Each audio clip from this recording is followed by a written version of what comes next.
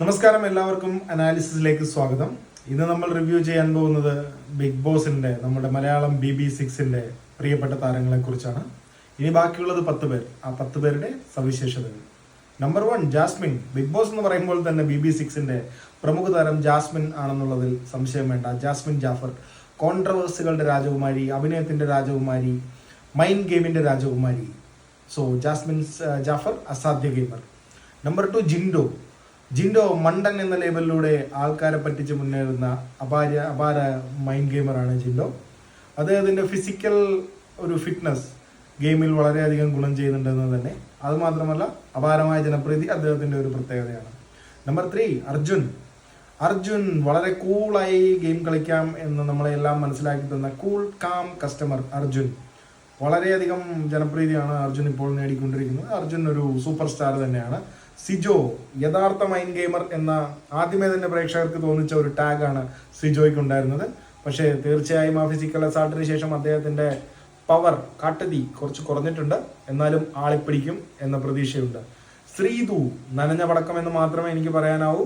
ചുമ്മാ എന്തൊക്കെയോ ഒരു കോംബോ പിടിച്ച് മാത്രം നിൽക്കുന്നു, അല്ലാതെ മറ്റൊന്നുമില്ല. പതട്ടി ആടുന്നു.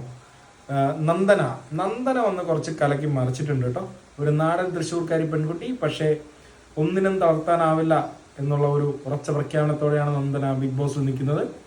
കാര്യം ഒരു പാവം പെൺകുട്ടിയാണെങ്കിൽ പോലും നാക്കിൻ്റെ നീളത്തിൽ ഒട്ടും പുറകിലില്ല കേട്ടോ. അടുത്ത ആളാണ് അഭിഷേക് പേഴ്സണലി എൻ്റെ ഒരു പ്രിയപ്പെട്ട കണ്ടസ്റ്റൻ്റ് കൂടെയാണ്.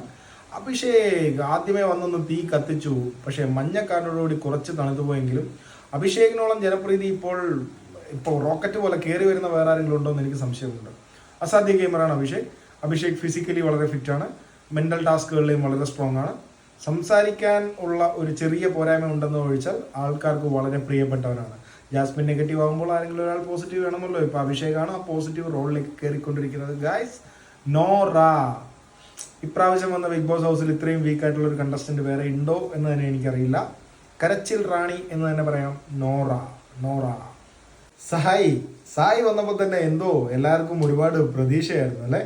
സായിയുടെ യൂട്യൂബ് ചാനലിലൊക്കെ ഉള്ള ഡയറിങ് ആയിട്ടുള്ള ഒരു അറ്റാക്കൊക്കെ കണ്ടു കഴിഞ്ഞാൽ ഇപ്പോൾ വന്ന് തകർക്കും പൊളിക്കും, ആർക്കും പിടിച്ചു നിൽക്കാൻ പറ്റില്ല എന്നൊക്കെ നമ്മൾ വിചാരിച്ചു. പക്ഷെ നനഞ്ഞ പടക്കം ആ മീശയും കൂടെ പോയപ്പോഴത്തേക്ക് ആശ ഈശ ദോശ മൊത്തം പോയി. പിന്നെ ഉള്ളത് ഋഷി. എന്താ മോനെ നിന്നെ പറ്റി പറയുക? നീ ഒരു പ്യുവർ സോളാണ്. പക്ഷെ പ്യുവർ സോളിന് കളിക്കാനുള്ളതാണോ ഈ ബിഗ് ബോസ് ഹൗസ്? എനിക്കറിയില്ല. കാത്തിരുന്ന് കാണാം. Thank you.